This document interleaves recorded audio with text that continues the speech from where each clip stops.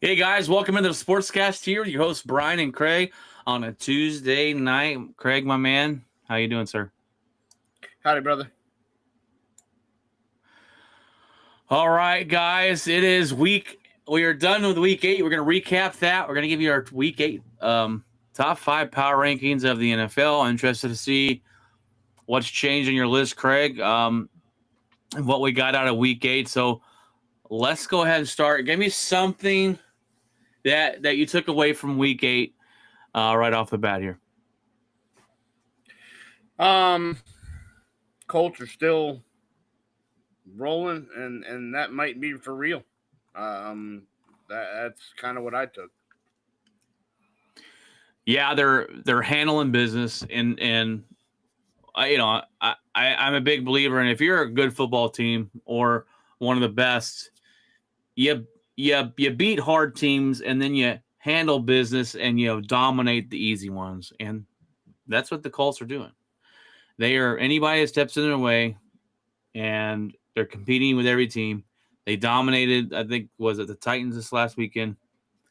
Just they look for real. I mean, we're in week 8. I think we know what most teams are at this point. We know our contenders, we know our pretenders, and stuff like that. So, one of my takeaways is the Vikings are in trouble at the quarterback position, and I think they regret letting go of Sam Darnold. He won 14 games last year. You let him go like he was nothing, and JJ gets injured. But the rumor been swirling around, Craig, that they've been holding JJ back from starting because not because of his injury, but because he's overwhelmed. He's not ready to start in the NFL. Now Carson Wentz went out, so I'm guessing they're forced to start JJ McCarthy this week. But that could be a fireable offense. Letting go a guy of Sam Darnold, who's got the Seattle Seahawks at 5-3 or whatever they may be, competing, and you got quarterbacks that don't look ready to play on a team we thought were going to be a good football team this year. That is a fireable offense. The GM or whoever made that's a bad look for the Vikings, and they look to be in trouble. They sure do. And I kind of called that.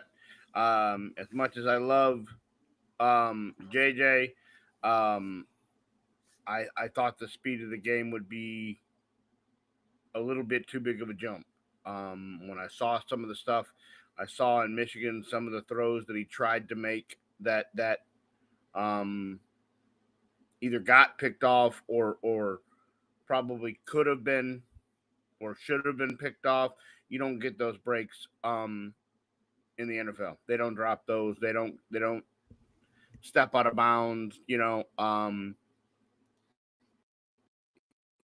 threw the first pass he threw in the national championship was picked off, and he got it back because the guy stepped out of bounds. He wasn't in bounds, and didn't control it all the way through and type deal, and he got it back, and they ended up scoring, and away they went.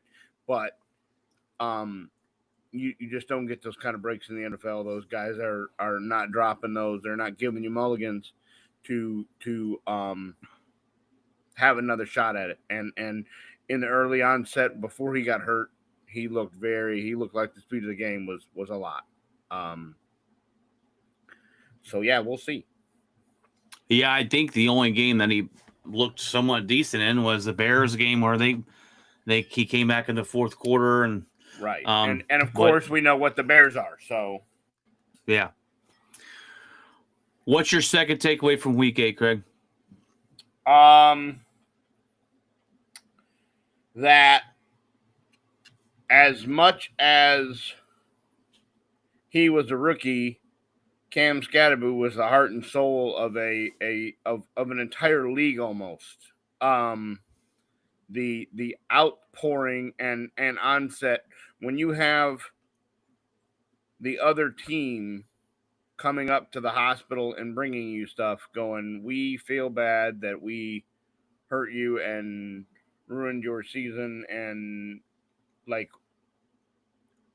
yeah, we feel bad, and that's a team that doesn't really feel bad for anybody or doesn't have any kind of care or support or outpouring for anybody. The city is normally known for throwing batteries at Santa, but yet they all felt bad, and I don't know. It just he brought a whole different look to the league and to the team, and when your quarterback is over there and just physically distraught and can hardly get back on the football field, and you guys have played together for 2 or 3 weeks. I mean that is something that you just don't. I mean that's something you see veterans do. When somebody gets hurt, not guys that have played together for that 6 weeks ago, 8 weeks ago didn't even know each other.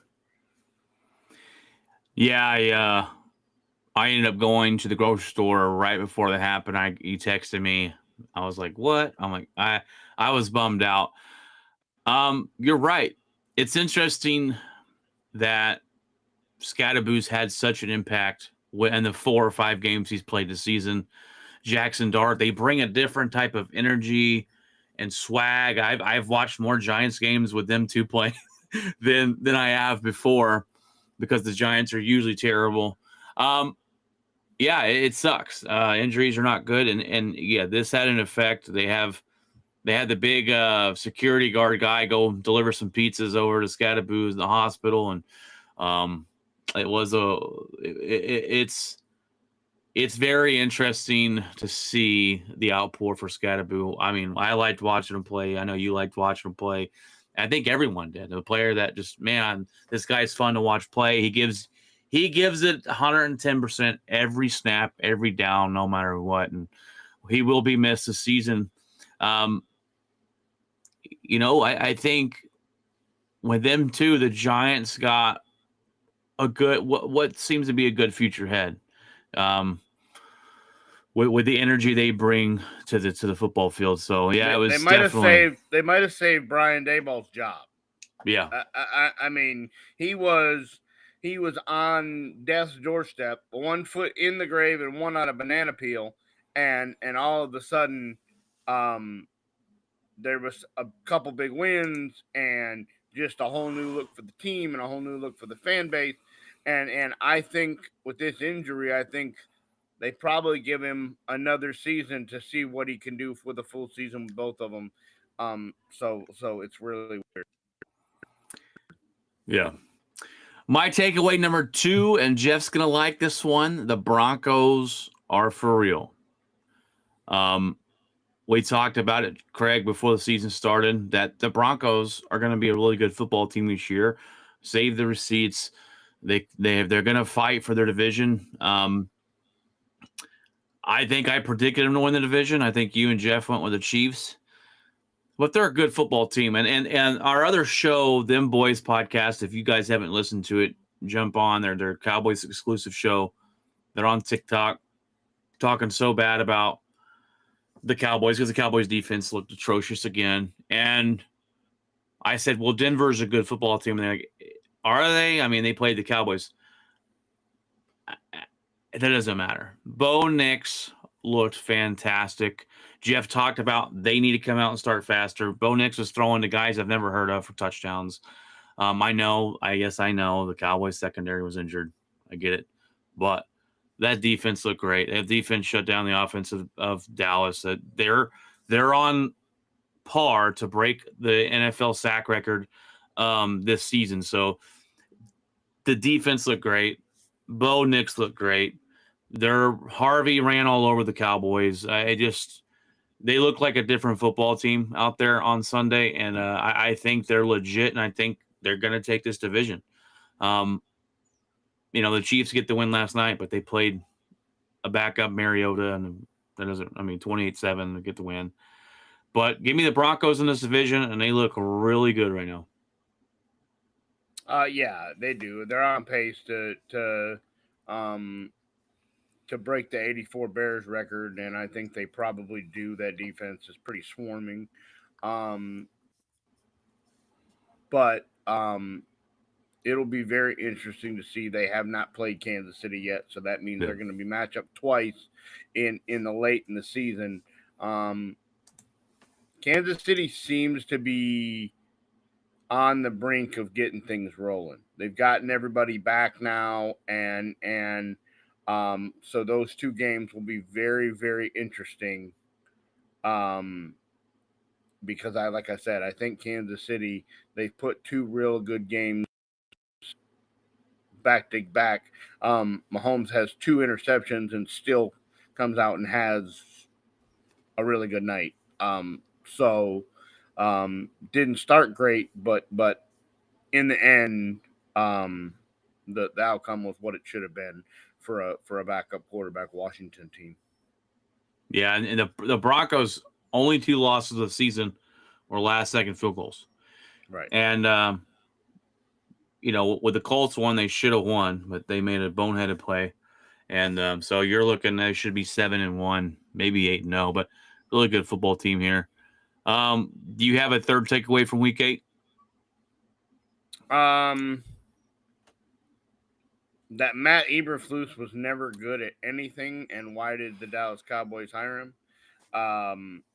That defense is 32, and only because there's only 32 spots. It would be 40 if there were 40 spots. That team is lost, can't do anything defensively. I understand with Diggs and with all these injuries, but even when they were healthy, they weren't good at defense, and they're not even. All they need with the offense they have is you're not asking for the Denver Broncos defense. You're asking for NFL average, mediocre, run of the mill defense. And you can't get that. You got guys that don't know where they're going. You got guys that are looking at each other going, hey, that's your guy. No, it's your guy. It's an embarrassment. And Jerry and Steven should be embarrassed. The product they put on the field, they're wasting a high caliber season by their quarterback. They're forcing him into do things that he has to be perfect, and so when he isn't perfect, it's sad. And when you have the number one offense in football, you should have 6 or 7 wins right now and be talked about as a division leader, and you should be on this next list that we're fixing to put out. And not only are they not in it, but they're not going to be on it all season. Oh yeah, and they're not even close. Not even close. And it's just you're wasting prime years of really good people and really good football players.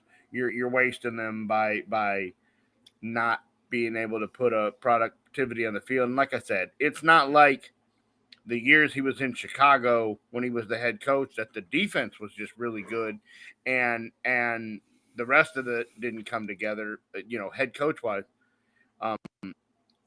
What Matt Eberflus put in a tape was I don't know, because I never saw anything from him that led me to believe he was the answer. When they hired him, I didn't agree with it, and I don't agree with it now. And I know, unfortunately, I know how Jerry Jones is, and I know that he doesn't like letting people go and continuing to pay contracts. So we're probably stuck with Matt Eberflus for however long that putrid contract runs for. Hopefully in there's no way they stick around more than 1 year. I don't know. I think Jerry's world burns down if they bring him back, man. Jerry doesn't. And he doesn't pay people. Jason Garrett. Jason Garrett stayed in the building for a week and a half after his contract ran up because Jerry didn't want to tell him, "Hey, you don't work here anymore." Like, he just kept showing up to work without a contract, and he's like, Jerry, the door's not open anymore. Jerry, what's going on? Oh, I'll let you in. Come on in. At what point now? It's hard to determine this because was it Schottenheimer's hire? Was it Jerry Jones hire? Because they let Schottenheimer, they let Schotty pick his coaches. So right. At what point do we point? I mean, I think Schotty's done a fantastic job on the opposite side of the ball. There's no argument there. I thought he's called some good game plans. He looked pretty good. I'd like to know where this offense has been the time where he was on the sideline. How did the playbook grow exponentially when he became the head coach? That's awful weird. Talk about setting guys up. I mean, he's setting McCarthy up to fail apparently because this ain't the same playbook. I'm just wondering at what point do we blame Schotty for, hey, what the hell were you thinking on the defensive coordinator? I mean, maybe they're buddies, maybe they're old high school, college buddy. I don't know, but it ain't working. It ain't working. And if this guy is your defensive coordinator next year, you might as well chalk it up to a losing season because this is got to be the worst Dallas defense I think I've ever seen. I think it's the worst defense anybody's ever seen. I mean, you're fighting hand in there with the Bengals last season. How they've won 3 games is beyond me. Well, my third takeaway from week 8, Craig, is I'm going to stop complaining about my Packers. I'm going to stop complaining about Matt LaFleur. They dominated the Steelers in the second half of football. We turned it on the second half of football. Love had one hell of a night. He completed 20 straight passes in a row for 350 yards plus, 3 touchdowns, no turnovers, 0 sacks against the Steelers defense on the road against Aaron Rodgers. He's the only quarterback in NFL history to have all those things that I just said in a game ever. Awesome. Tucker Kraft, I told guys, free fantasy, pick him up. Pick him up. He's an absolute beast. I've been talking some smack about LaFleur lately, and after the first half, I'm going, we're down 16-7. This is a joke. And we come out and just look like a completely different team. If we could do that for 4 quarters, we'd be dominant.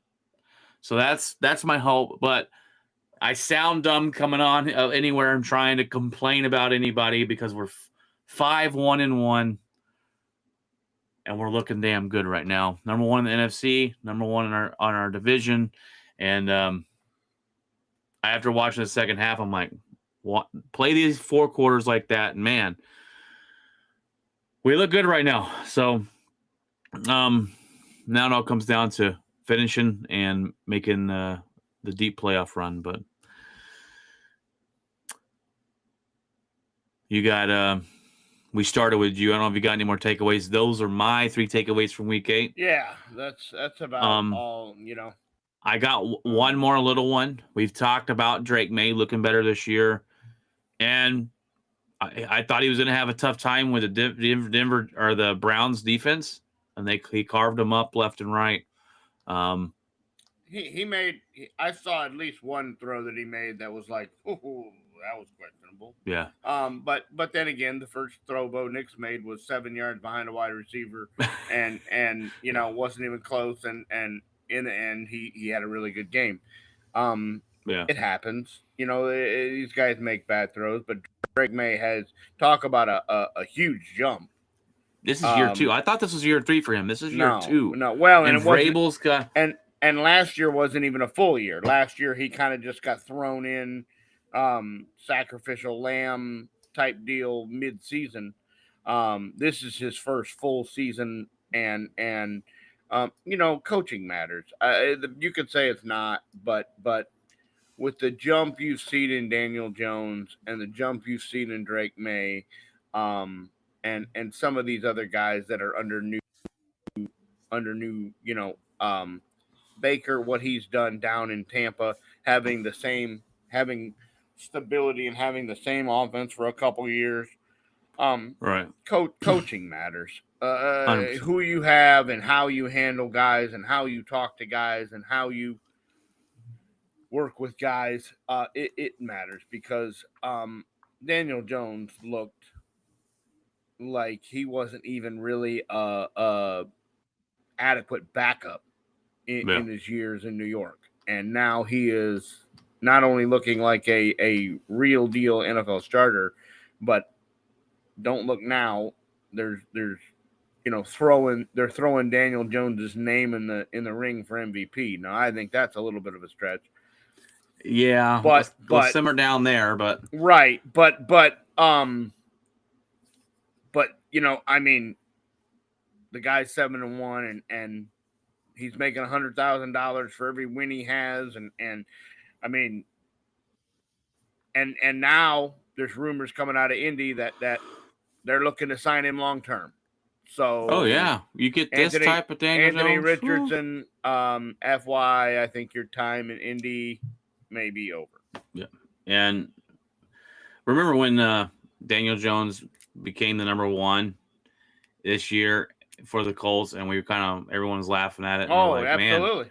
Man, Richardson must suck that bad that Daniel Jones, and he comes out here. Could you imagine they pick up Daniel Jones, kind of a whatever, and they're out there on the practice squad and they're going, he's lighting it up, and they're like, holy moly, we might have just stumbled into something. Right. Insane. And then all right, guys, then they make the jump and make him the starter, and now they look like absolute geniuses. All right, guys, let's get into the Week 8 power rankings. Last week we did a top 5 there, and now it's top 5 again.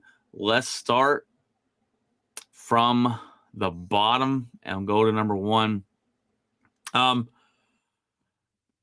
Greg, who do you have there at number 5? I'm still sticking with the Rams. Stafford's having a season. I mean, here's a deal to where when in the preseason he didn't play a single snap, and they thought that he had some kind of maybe a career-ending back injury, and he's just really played some good football. And you lose Puka, you think maybe that'll slow the offense down, and he still just makes it happen. So yeah, I'm gonna throw them in there. I bumped out my number 5 from last week, and I put my Green Bay Packers here. The 49ers were there last week. We talked about how good a coaching job the 49ers has done. They get beat up pretty good by the Houston Texans, who is an underachieving football team. I got Packers here coming off that win. We're number 1 in the NFC. Some people say they might be higher. I got them here at 5 cautiously. If we win next week, we'll see what happens. I got the Eagles at number 4. They're still a tough football team, top of the NFC East. What's their record, Craig? What is their record? They're 6-2. So they're looking pretty good right now. Who do you got number 4? I got the Seahawks. Darnold has gone over there and just picked up kind of where he left off, playing really good football. Here's a team where when they lost everything they lost, this was supposed to be just kind of a rebuild year. You were glad to see that Darnold got an opportunity somewhere after being thrown out of Minnesota like he was nothing. And basically you were the placeholder for JJ, and you were treated as such.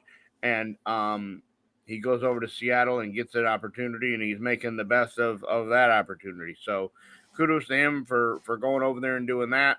I got the Seahawks. That defense is pretty solid too. It's back to the Legion of Boom day. So it'll be interesting to see if Seattle can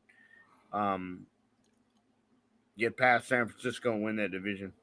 And the Rams too, but they're right. They're quietly getting it done. So yeah, and that division has quietly become a dogfight. We didn't know that division at the start of the season. We were like, "Ooh, this division's not very good," and It actually is really good. Yeah. Yep. But, tough one. That's going to be interesting to see how that one pans out. I got the Bucks here at 3. They're still a good football team. They came out of the handle business against the Saints, who the Saints are now going with their rookie quarterback over Rattler, which they made a decision, I believe, today. So, but Bucks handle business. I'm not going to move them down for winning. I got the Bucks there at number 3. Who do you got, Craig? I got the Packers. That performance in the second half against a really good Pittsburgh team. You're down. You're going to halftime. Pittsburgh's tough. Pittsburgh's at home. Aaron Rodgers. You really thought that Green Bay probably would have come out in the second half and just kind of oh well, and laid over. And when I woke up the next morning, I was like, whoa. Yeah, 35 didn't points. See that coming. Okay. So I don't know what LaFleur said at halftime, but it worked. So for now, I have the Packers there. Nice. I like it. And usually we play the first half and don't play the second. But number 2, I got the Colts. Like I said, we've talked about them. They're handling business. They're looking good. Daniel Jones is for real, apparently. Coaching matters. Coach of the year already. Let's go ahead and just give it to this guy. Coach of the year. Yeah. I believe. I don't know. There's too many other candidates right now that I'm looking at that are just clear-cut favorites. I mean, you could. The guy in Seattle has made a lot with a little. Yeah.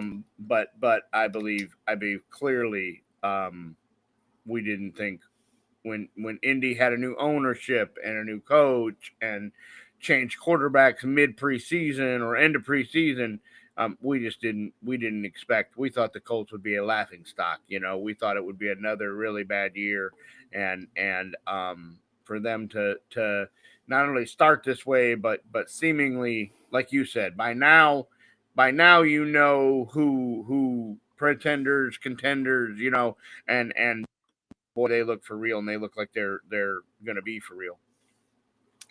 You got them at who you got number 2? Is it the Colts? Yeah, I got the Colts. All right, then we pretty much, unless it's a shocker here, we got the Lions number 1. Correct. Yeah, I mean they were on bye. Yeah, you can't last can't week. You fault can't knock the them team down. for well, you didn't play. You didn't play, so listen. So the only team that changed your mind was the Packers and 49ers. I wanted to move the Packers above the Eagles, but I was like, okay, we'll see. Yeah, I need to see that. I didn't really care. I mean, and I understand there's some injuries and stuff, but Tampa didn't look like.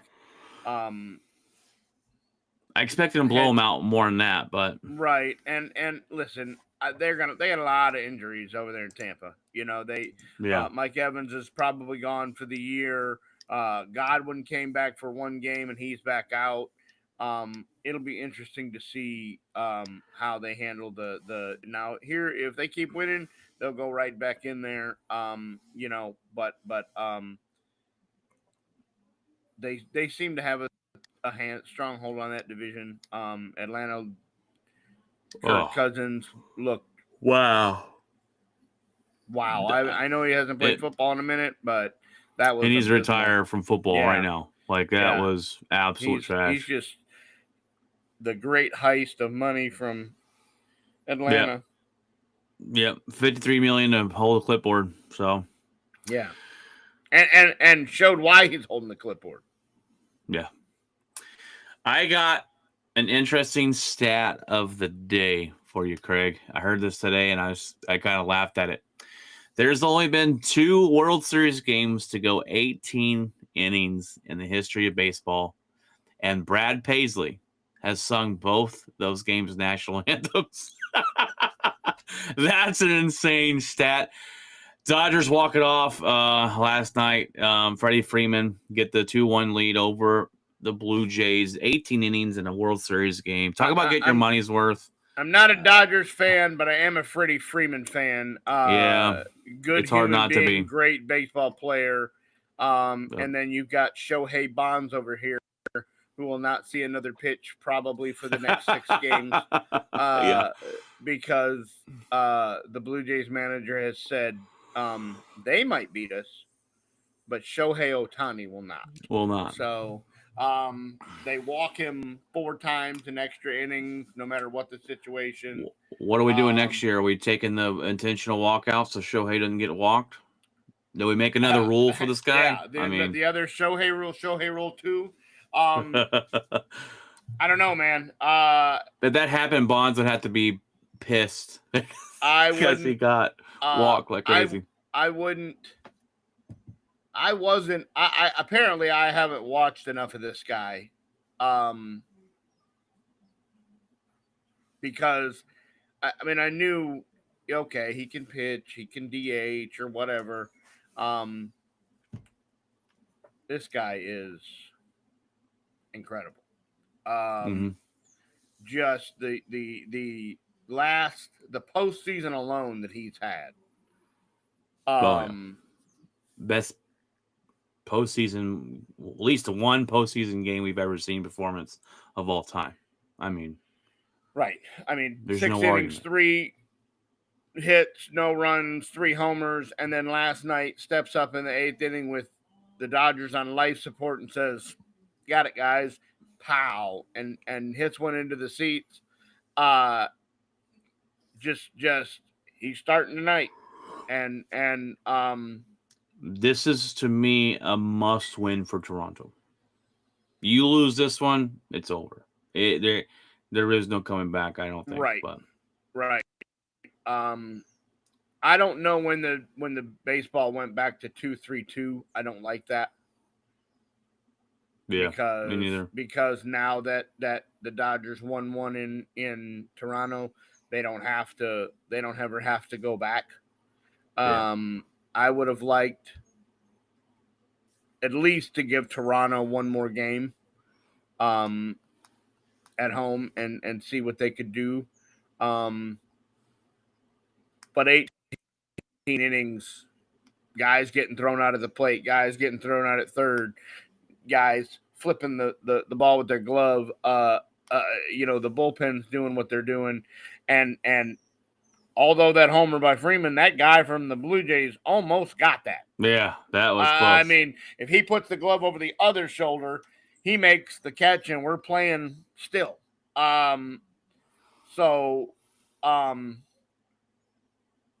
Interesting to see after a marathon. The Giants played they played an 18-inning game against the Philadelphia Phillies in the NLCS, I believe, in 2014.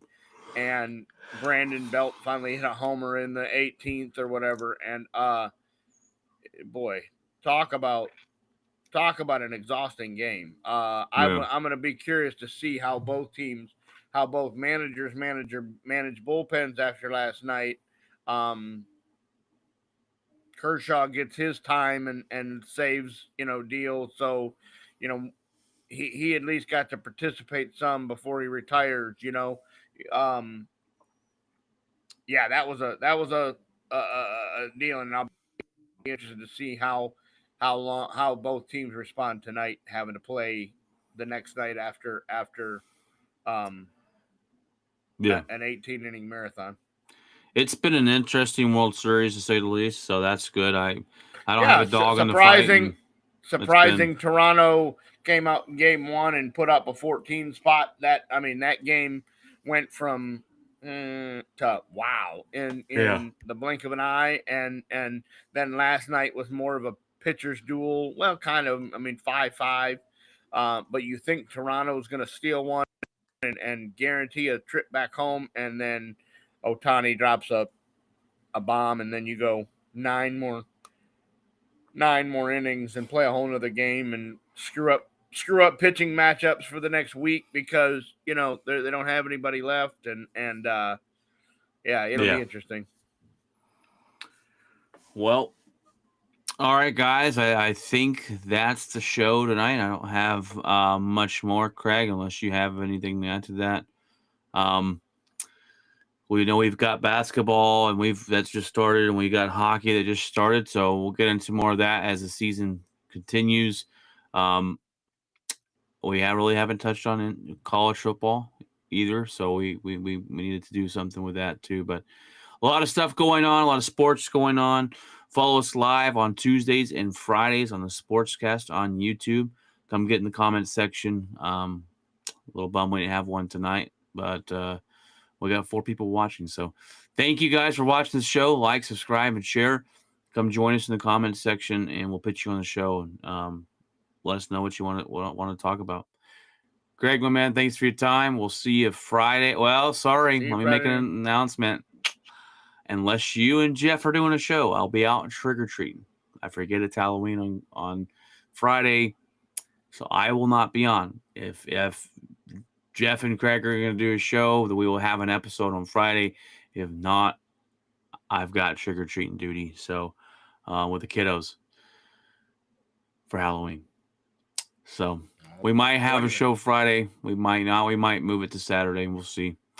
All right, guys. God bless, and remember, keep it outspoken.